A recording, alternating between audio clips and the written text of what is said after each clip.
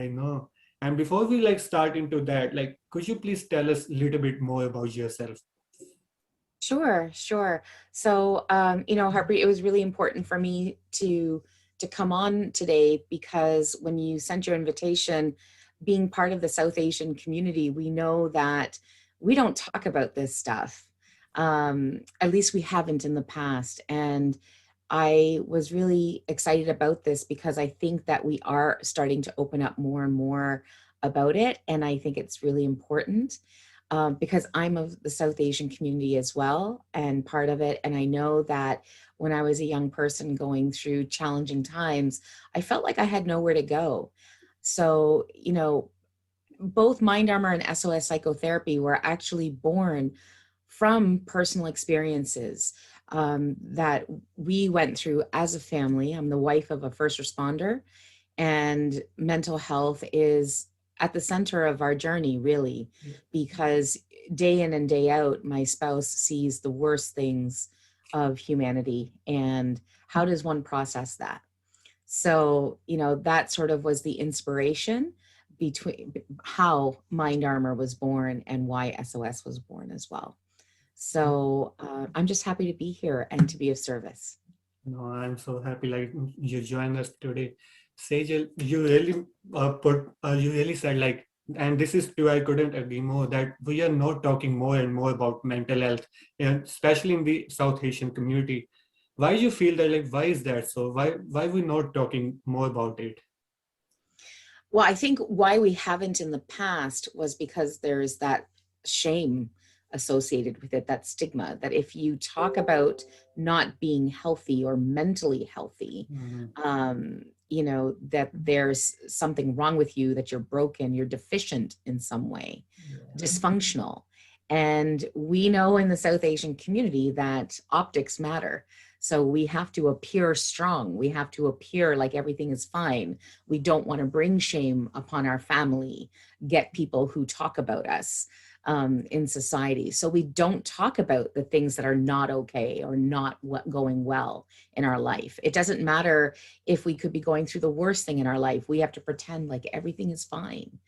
And I got to tell you a story. I was invited prior to COVID, I was invited to a, a society's seniors club community event in the South Asian community.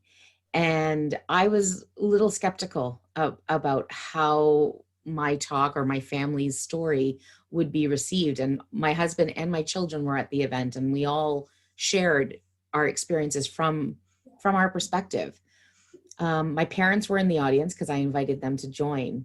And I was really, honestly, I'll be on, I was afraid as to how it was going to be received and what was going to be said and whether there was going to be shame or backlash on my parents because I'm so open and candid about what I do. And you know what? It was the most amazing experience. So we had a room full of seniors, a room full of people our parents' age, from a time when, again, they never were given the freedom or option to talk about the things that they've gone through. And let me tell you, our parents went through far worse than we ever did. Just with being first generation Canadian, like immigrating to Canada, and the struggles and the triumphs that they've actually gone through. They've gone through a lot. And everybody in that room, it was so wonderful because they stood up and they shared that as a senior, as an Indian, that they go through depression. The men, especially, were so curious as to what do you do when we feel this way? Who do you talk to? How do you even talk about it? What are the words to describe what it is that I'm going through? It was absolutely beautiful. Um, so that's when I knew that there's change happening. That's when I knew that our community is ready to start talking about the realities of what it is to be human and to share in that humanness. It's not about being broken. It's not about being that there's something wrong with you or that there's an illness, right? Like when we talk about mental health, just think about it. When you say mental health, all of a sudden everyone thinks we're going to talk about something negative. Why? Because we're worried about mental health or talking about mental health or wanting to take care of our mental health doesn't mean that there's illness. It means that it could mean that we're being proactive. It could mean that we're worried about mental fitness, mental strength, resilience, all the good things too. But for some reason, when we just mention mental health, everyone just thinks it's like, oh, it's some stigma. Yeah. Right? And it's not. Mental health is no different than your physical health.